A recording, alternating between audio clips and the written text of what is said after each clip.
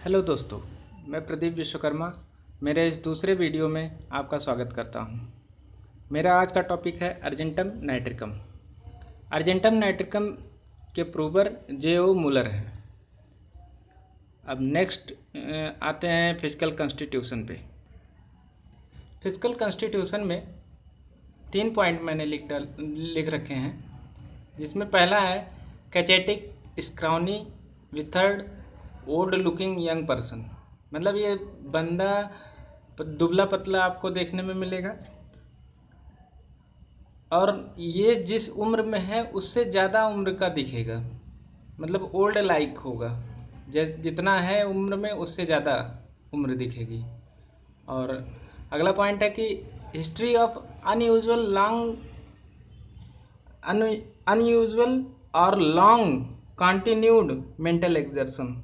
ठीक है, पूरे मेडिसिन में मेंटल एक्सर्शन रन करेगी, मेंटल एक्सर्शन की वजह से वीकनेस आएगी मेंटली। और अगला पॉइंट है हार्ट पेशेंट। आते हैं जॉर्ज विथॉल्कस के पॉइंट पे। जॉर्ज विथॉल्कस ने यहाँ पे 2 पॉइंट डिनोट किए हैं, मेंटल वीकनेस और इमोशन स्टेट पे। मेंटली और इमोशन दोनों पे इन्होंने पॉइंट डिनोट किए हैं कि मेंटली ये वीक होता है लेकिन इसका इमोशन बहुत ही स्ट्रांग होता है। तो इमोशन कौन से?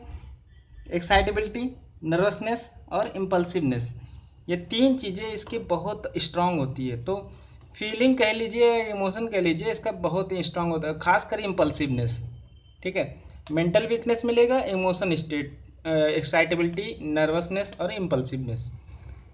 ये जो मेंटल स्टेट है वीक होगा और फीलिंग ओवर स्ट्रांग। ठीक है, दोनों कंबाइन करके जब ये मेंटली वीक होगा और फीलिंग स्ट्रांग होगा तो ये जो कम्बिनेशन है पर्सन को इस कगार पे ला देता है कि कोई भी आइडिया है इसके दिमाग में, any idea, person ready to act. कोई भी आइडिया है, सिली से सिली आइडिया है, सिली मिस्टेक्स वाले आइडिया है, वो आइडिया पे भी ये वर्क करता है जिस पे लोग हंसेंगे तो भी इसे ये वो वर्क करता है। ठीक है, तो इसके कुछ एग्जाम्पल दे रखे हैं, तो वो मैं आगे एग्जाम्पल में पहला है सिटिंग ऑन ए बालकोनी। मैंने शॉर्टकट में लिखा है, बाकी मैं पूरा बता रहा हूँ कि सिटिंग ऑन ए बालकोनी। कोई अर्जेंटम नाइट्रिकम का जो पेशेंट होगा, अगर वो बालकोनी में बैठा है, सबसे बड़ी खास बात अर्जेंटम नाइट्रिकम का ये है कि ये पूरा पूरा एक स्टोरी क्रिएट करता है। जैसे ये बालकोनी में बैठा तो ये बालकोनी में ये बैठ के ये सोचता है कि अगर मैं इस बालकोनी से नीचे गिर जाऊं तो मेरे साथ क्या क्या घटनाएं होंगी। मैं यहाँ से गिरूंगा, मेरे मेरे मेरे सर फूटेंगे, खून से लथपथ हो जाऊंगा। पूरी स्टोरी बनाएगा। उसके बाद उससे इम्पल्सिव भी हो जाएगा। इसका इम्पल्स इतना तेज होगा, स्ट्रांग होगा फीलिंग, कि ये उस चीज़ के ऊपर काम भी करने लगेगा। जैसे कि वो बालकोनी के छज्जे तक चला आएगा और उसके मतलब बाउंड्री तक चला आएगा कि कूदने ही वाला है, गिरने ही वाला है। तब तक इसको ये जो आइडिया है ये वहीं से बैकअप हो जाता है। तो ये फिर वहाँ से वापस आता है रूम में, खिड़की दरवाजे सब बंद करके फिर वापस बैठ जाता है। दूसरा एग्जाम्पल दिया है कि man working on the pavement. Footpath पे कोई अर्जेंटम नाइट्रिकम का अगर पेशेंट है, वो अगर फुटपाथ पे काम कर रहा है तो काम करते करते उसे लगेगा कि ये जो फुटपाथ का जो स्ट्रक्चर है ये स्क्वायर शेप है। जैसे यहाँ पे स्क्वायर शेप, जैसे टाइल्स रखी हैं, ठीक है, तो इस शेप में इसको पूरे स्ट्रक्चर दिखेंगे, होता भी है। तो ये अगर इस एक स्क्वायर पे बैठ के काम कर रहा है तो इसको ये लगेगा कि ये ज़रूरी है कि इन बाकी सब स्क्वायर पे भी बैठ के काम करना ज़रूरी है। तो ये क्या करेगा कि इस पे भी बैठ के काम करना चाहेगा, इस पे भी बैठ के काम करना चाहेगा, इस पे भी। तो या तो ये सोचेगा कि इस पे बैठूं तो इस लाइन को छूऊं ना, जो रेड लाइन पे है, या फिर ये सोचेगा कि या फिर मैं बैठ के इन लाइनों पे बैठ के काम करूं जो कि इसको टच ना हो। तो वो बहुत मतलब इतना बारीकी से इस पे बैठता है कि जैसे सिली आइडियाज़ होते हैं ना, ये इस टाइप का होता है। ठीक है। अगला एग्जाम्पल है कि a street corner a heavy object will fall on him. Argentum nitricum का पेशेंट है जो कि अगर स्ट्रीट पे चल रहा है, चलते चलते उसे पता है कि इस कॉर्नर पे मुझे मुड़ना है, वो डेफिनेटली उसके घर की ओर जाता है। ठीक है, वो कॉर्नर, तो वो कॉर्नर पहुंचने से पहले उसके दिमाग में क्लिक करता है कि अरे हो सकता है कि अगर मैं उस कॉर्नर पे पहुंचूं तो कहीं उस ऊपर से कोई हैवी ऑब्जेक्ट ना गिर जाए।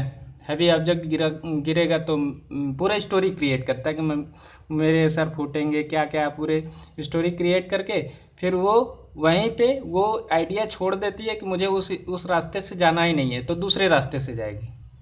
ठीक है। चौथा पॉइंट है कि women crossing the street and see a car. जैसे कि कोई वुमेन अगर क्या नाम है कि अर्जेंटम नाइट्रिकम की है, तो वो अगर रोड क्रॉस कर रही है, अगर उसे उसके सामने से कोई कार गुजरी जो कि सेफ डिस्टेंस पे है, ठीक है, उससे उसका एक्सीडेंट नहीं होने वाला है, तो वो वहाँ से गुजरने के बाद वो सोचने लगेगी कि अगर ऐसा होता कि अगर कार मुझे अरे टक्कर मार देती तो क्या क्या होता, पूरा सीन क्रिएट करती है। ठीक है, पूरा सीन अर्जेंटम नाइट्रिकम का यही है कि पूरा सीन क्रिएट करता है। ठीक है। अगला पॉइंट आते हैं। अगला पॉइंट में ये मैं बता रहा हूँ कि इसमें लिखा है कि this silly ideas leaves when, कब ये जो सिली आइडिया जो आते हैं वो कब इससे छुटकारा पाता है। जैसे कि अगर कोई सिली आइडिया है तो पूरे सिली आइडिया पे वो काम करता है, लेकिन जैसे ही बॉडी जर्क हुआ, उसके जर्किंग आया अगर बॉडी में, तो वो सिली आइडिया छूट जाता है, उसके दिमाग से हट जाता है। या फिर कोई sudden movement seems to be coincide with the movement. लिखा है कि अगर कोई आइडिया पे वो काम कर रहा है, जैसे सिली आइडिया पे काम कर रहा है, उसी बीच कोई दूसरा सिली आइडिया आ गया तो वो पहले आइडिया को लीव कर देता है। ठीक है, तो इस पे एग्जांपल दे रखे हैं 2-3। पहला एग्जांपल उसी पे बेस्ट सूटेबल है जो सेकंड वाले पे। ठीक है, ये वाला एग्जांपल। तो एग्जांपल के बारे में मैं बताना, जो पहला एग्जांपल है, पहला एग्जांपल में इन्होंने दे रखा है कि मैंने शॉर्टकट में लिखा है man, window, child, car, stair, slip and fall idea. तो इसमें ये स्टोरी है कि जो अर्जेंटम नाइट्रिकम का आदमी है, वो विंडो पे बैठा है, उसने उस नीचे स्ट्रीट पे देखा कि एक बच्चा गेंद खेल रहा है, जो भी गेम खेल रहा है। ठीक है, तो कोई कार उधर से गुजर रही है जो कि दूसरे स्ट्रीट पे है, और उसके आइडिया आता जो कि सेफ डिस्टेंस पे है, बच्चे का एक्सीडेंट नहीं होने वाला, लेकिन उसके दिमाग में ये आता है कि कुछ देर में कि अरे यार, अगर ये कार इधर होता या फिर जो बच्चा खेल रहा है वो कार के साइड होता तो ये एक्सीडेंट हो जाता, और ये उसी पे वर्क कर देता है, दिमाग में सिली आइडिया आ जाती है। फिर ये उस बच्चे को जो कि एक्सीडेंट नहीं होने वाला है, फिर भी उसे लगता है कि एक्सीडेंट हो ना जाए, तो वो भाग के जाता है, अपने सीढ़ियों से नीचे उतरता रहता है, जल्दी जल्दी जल्दी जल्दी उतरता रहता है। तो उसे लगता है कि मैं जल्दी से जाके उसे बचा लूँ, लेकिन सीढ़ियों पे जल्दी जल्दी उतरते ही उतरते एक नई सिली आइडिया आ गया कि अगर मैं इस सीढ़ियों से उतर रहा हूँ जल्दी जल्दी, तो कहीं ऐसा ना हो कि मेरा पैर फिसल जाए और मैं गिर जाऊँ, मेरा सर फूट जाए और पैर टूट जाए, कुछ भी ऐसा घटना हो जाए।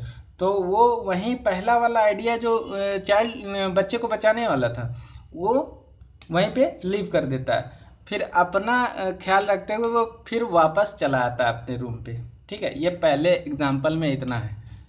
दूसरे एग्जाम्पल में स्टूडेंट वंडर वायर सॉकेट। इसमें ये कहानी है कि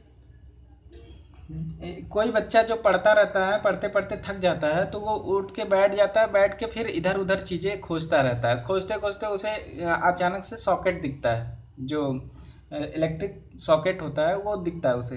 तो उसे देख के उसके दिमाग में ख्याल आता है कि अगर कोई तार होता तो तार इसके अंदर डालने पे क्या होता। तो उस चीज़ को वो फिर तार खोजता है। इम्पल्स इतना तेज होता है ना कि तार फिर खोजता भी है, खोज के फिर वो लगाता भी है। लगाते ही उसके बॉडी में जर्क जब आता है तो उसके दिमाग से ये आइडिया फिर बैकअप आ जाता है। फिर वो सोचता है कि अरे यार ये क्या, अपने ऊपर ही हंसता है फिर कि यार ये क्या करने वाला था मैं। ठीक है, तो वहीं पे आइडिया लीव कर देता है। जो तीसरा है कि patient watch the clock agony. इसके बारे में मैं बताऊं कि पेशेंट जो होता है, जो अर्जेंटम नाइट्रिकम का पेशेंट है, वो घड़ी को देखते देखते उसके दिमाग में अचानक से एक सिली आइडिया आ जाती है कि घड़ी चल रही है, घड़ी में चलते चलते उसके दिमाग में ये आता है कि 3 घंटे बाद जब ये कोई सुइयाँ जब मिलेंगी सारी, तो मैं मर जाऊंगा। उसे फियर ऑफ डेथ होता है कि मैं 3 घंटे बाद या फिर 2 घंटे बाद जब सुइयाँ मिलेंगी तो मैं मर जाऊंगा। तो इस चीज़ को वो मतलब एंजाइटी के रूप में लेता है, और वहाँ वो हमेशा घड़ियों को देखता रहता है, बैठ के देखता ही रहता है। ठीक है, तो जैसे ये वो घड़ी के सुइयाँ मिलती हैं, फिर उसकी सिली आइडिया तुरंत लीव आउट हो जाती है, जर्क आता है। ठीक, अगला जो पॉइंट मैं बता रहा हूँ, पॉइंट ये है कि ये वाला पॉइंट मैं अभी बाद में बता दूंगा, इससे पहले ये बताना ज़रूरी है कि predict the time of death. Predict करता है टाइम ऑफ डेथ में 3-4 मेडिसिन है, जैसे कि एकोनाइट है, अर्जेंटम नाइट्रिकम है, एग्नस है, कैस्टस, आर्सेनिक। आर्सेनिक हालांकि इसमें जॉर्ज विथोल्कस में दे नहीं रखा है, लेकिन आर्सेनिक भी है। एकोनाइट, अर्जेंटम नाइट्रिकम, एग्नस, कैस्टस और आर्सेनिक। एकोनाइट और आर्सेनिक का मैंने कंपैरिजन पिछले वीडियो में बता दिया था।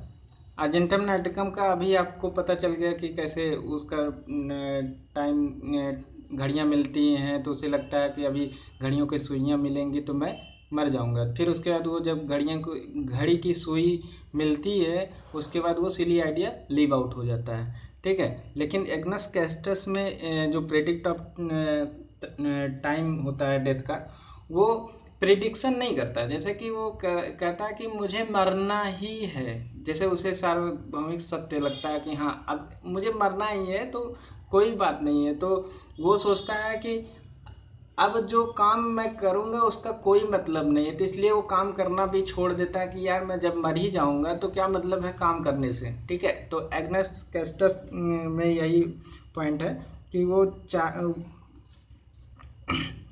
उसमें जो फियर ऑफ डेथ आता है वो अचानक से नहीं आता। ठीक है, अचानक से वो थिंक नहीं करता एकोनाइट की तरह। वो सोचता है, जो एग्नस कैस्टस का है, कि वो जानता है कि sure to come after a while, जो डेथ होगी वो श्योर है, वो आएगा, कुछ समय बाद आएगा। ठीक है, इसीलिए वो कोई चीज़ ऐसी चीज़ नहीं करता है कि कोई फ़ायदा नहीं है कि यार करूँगा तो कोई फ़ायदा नहीं है, मरना था ही है। ठीक है, अगले पॉइंट पे जो पहले छोड़ दिया था इस पे आता हूँ। इसमें लिखा है कि फियर ऑफ हाइट और फियर ऑफ हाई बिल्डिंग्स। ठीक है, तो उसमें दे रखा है कि फियर ऑफ हाइट, उसके फियर ऑफ हाइट्स में क्या है कि उसके दिमाग में ये आता है कि फॉल फ्रॉम हाइट, कहीं मैं इस ऊपर चढ़ा रहता है अगर बिल्डिंग पे, तो उसको लगता है कि कहीं मैं गिर ना जाऊँ नीचे। ठीक है, और फियर ऑफ हाई बिल्डिंग को देखकर क्या होता है कि उससे लगता है कि कहीं बिल्डिंग ना उसके ऊपर गिर जाए, एक तो बिल्डिंग से ना गिर जाए और बिल्डिंग उसके ऊपर ना गिर जाए। तो फियर ऑफ हाइट और फियर ऑफ हाई बिल्डिंग्स भी है। ठीक है, तो अगले पॉइंट पे मैं, अगला पॉइंट ये है कि जो ये सिली मिस्टेक्स करता है, सिली आइडियाज़ के कारण जो काम कर देता है, उसके बाद इसके दिमाग में ये रियलाइज़ होता है पर्सन को, इस अर्जेंटम नाइट्रिकम के पर्सन को ये रियलाइज़ होता है कि रियलाइज़ क्या क्या होता है। 4 पॉइंट मैंने लिख रखे हैं, और भी चीज़ें रियलाइज़ होती हैं, लेकिन ये 4 पॉइंट जो है, जैसे लिखा है कि ही इज़ मेंटली वीक, उसे रियलाइज़ हो जाता है कि मैं मेंटली वीक हूँ, सोच समझ नहीं सकता इस चीज़ को कि यार क्या करना चाहिए क्या नहीं करना चाहिए। अगला पॉइंट है he can make a fool of himself in public, उसे लगता है कि यार सिली चीज़ें करके मैं लोगों के बीच में खुद का मजाक बना लेता हूँ। और उसे वो लगता है कि यार how shall I ever cope with it, कैसे मैं इस पर क्या नाम है कि मजबूती से पकड़ बना सकता हूँ, कि इससे जीत कैसे सकता हूँ, ये सब सोचने लगता है। जीत भी नहीं सकता इस सिली आइडिया से। What am I going to do, क्या मैं करूँ, ये सब रियलाइज होता है उसे। तो वो चीज़ें करने के बाद उसे रियलाइज़ होता है यार कितनी बेवकूफ़ाना हरकत मैं लोगों के बीच में करता हूँ, लोग क्या कैसे कहेंगे, और मैं इस चीज़ को रोक भी नहीं पाता अपने आप में। तो इन सब चीज़ें रियलाइज़ होने के कारण ये एंजाइटी और फियर इसमें बहुत ज़्यादा बढ़ जाता है। एंजाइटी बढ़ जाता है, उसके इस पे हावी होने लगता है एंजाइटी और फियर। उसकी वजह से इन सब आइडिया इसलिए चीज़ें करने के बाद उससे रियलाइज़ होता है। रियलाइज़ होने के बाद एंजाइटी फियर बढ़ता है, बढ़ने की वजह से यूरिनेशन फ्रिक्वेंट हो जाता है, बार बार पेशाब करने जाएगा और डायरिया भी हो जाएगा। ठीक है। दूसरा पॉइंट सेल्फ कॉन्फिडेंस। वो जाहिर सी बात है, अगर सिली मिस्टेक करेगा फिर उसको रियलाइज होगा तो वो सेल्फ कॉन्फिडेंस भी अरे लूज़ कर देगा, तो पब्लिक स्पीच भी इम्पॉसिबल हो जाएगा।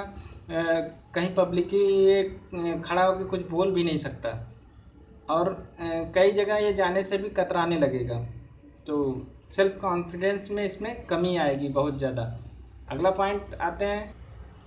अगले पॉइंट में है कि जो मेंटल वीकनेस के कारण इसकी एजिंग ज़्यादा तेज हो जाती है, तेज ज़्यादा नहीं फिर भी नॉर्मल से ज़्यादा होने लगती है। तो एजिंग ज़्यादा होने लगती है जिसकी वजह से वो looking older than he is. जो मैंने कॉन्स्टिट्यूशन में बताया था, फिजिकल कॉन्स्टिट्यूशन में, कि कैचेटिक स्क्राउनी और विथर्ड हो जाता है, ओल्ड लुकिंग यंग पर्सन होता है। तो वो इसी के कारण मेंटल वीकनेस के कारण एजिंग प्रोसेस थोड़ा सा बढ़ जाता है, और looking older than he is, जितने उम्र में है उससे ज़्यादा इसका उम्र दिखने लगता है।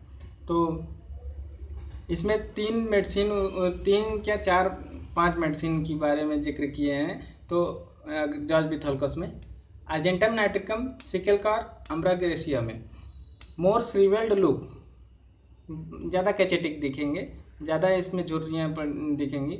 और कैलकेरिया कार्ब और लाइको में भी ये बताए हैं।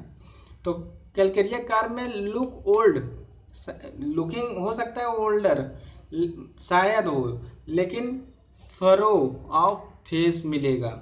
जैसे ये स्क्वायर टाइप का बनाया हूँ, तो इस टाइप का उसमें फरो मिलेगा, या तो फरो ऑफ फेस मिलेगा, या तो पूरे स्क्वायर टाइप के टीनी स्क्वायर टाइप के इसके पैचेस मिलेंगे पूरे फेस पे। ठीक है। लाइको में ageing upper half of the body, lower half of the body में नहीं, upper half of the body में एजिंग मिलेगा लाइको में। ठीक है, नीचे नहीं मिलेगा, ऊपर मिलेगा। ठीक। तो अगला पॉइंट आते हैं। अगले पॉइंट में नर्वस सिस्टम वीकनेस के कारण, जो कि मेंटली बात किया जा रहा है, नर्वस सिस्टम वीकनेस के कारण मेंटल फंक्शन डिक्रीज होगा। ठीक है, मेंटल फंक्शन डिक्रीज होगा, नर्वस सिस्टम वीकनेस के कारण मेंटल फंक्शन डिक्रीज होगा। ठीक है। और दूसरा मिलेगा कि नर्वस सिस्टम वीकनेस के कारण ही सर्कुलेटरी सिस्टम अफेक्टेड हो जाएगा। ठीक है। तो सर्कुलेटरी सिस्टम अफेक्टेड होगा तो उसकी वजह से पल्पिटेशन इंक्रीज होगा। तो ऑल ओवर बॉडी, पूरे बॉडी में पल्पिटेशन आपको इंक्रीज ही मिलेगा। ठीक है, पर्टिकुलर जगह पे नहीं, पर्टिकुलर जगह पे भी मिलेगा, लेकिन पूरे ऑल ओवर बॉडी पे पल्पिटेशन इंक्रीज मिलेगा। नर्वस सिस्टम वीकनेस के कारण सर्कुलेटरी सिस्टम अफेक्ट हुआ, उसकी वजह से पल्पिटेशन इंक्रीज हुआ, उसकी वजह से पूरे ऑल ओवर बॉडी में ये इफेक्ट दिखेगा। खासकर इसमें दिया है कि अगर जो पेशेंट है वो राइट साइड लेटता है तो एग्रावेशन मिलेगा, पल्पिटेशन बहुत ज़्यादा मिलेगा राइट साइड लेटने पे। ठीक है। और फ्लशेस ऑफ हीट मिलेगा, जिसकी वजह से एग्रावेशन बाय हीट मिलेगा, और एमलेरेशन फ्रेश एयर कोल्ड बाथिंग से इसको आराम मिलेगा। तो फ्रेश एयर कोल्ड बाथिंग से आराम है, एग्रावेशन बाय हीट मिलेगा। सर्कुलेटरी सिस्टम अफेक्ट हुआ है तो फ्लशेस ऑफ हीट होगा ही, क्योंकि ब्लड जितना ज़्यादा अफेक्ट होगा उतना ही ज़्यादा हीट प्रोड्यूस होगी। ठीक है। तो aggravation by heat, fresh air, cold bathing. ठीक। अगला पॉइंट आते हैं कि सम अदर पॉइंट पे।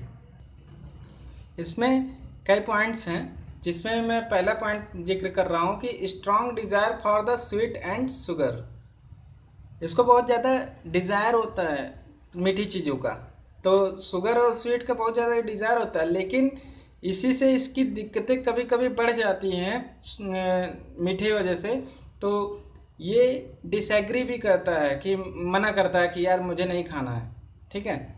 कभी कभी बढ़ता है, कभी कभी इसका दिक्कतें बढ़ जाती हैं इसी शुगर की वजह से, तो ये मना भी करता है इसको लेने से।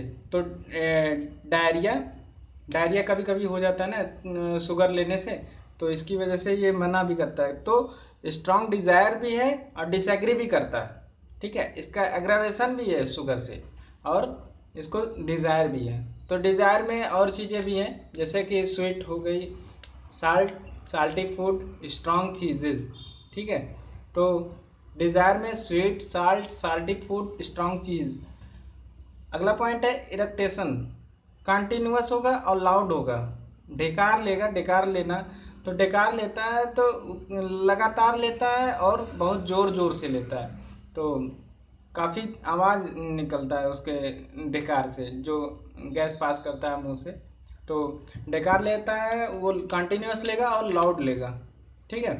अगला पॉइंट है सेक्सुअल स्फीयर पे। सेक्सुअल स्फीयर में इसमें इम्पोर्टेंट ये है कि सेक्सुअल एक्ट बिगिन, चालू तो करता है एक सेक्सुअल एक्ट, लेकिन एंजाइटी आ जाता है। एंजाइटी वही सम सिली आइडिया की वजह से, ठीक है। कुछ आइडिया आ गया तो उसकी वजह से एंजाइटी बढ़ी, एंजाइटी बढ़ने की वजह से पेनिस रिलैक्स्ड हो जाता है, ठीक।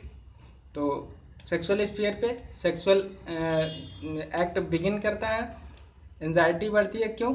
सम सिली आइडिया की वजह से पेनिस रिलैक्स्ड हो जाता है।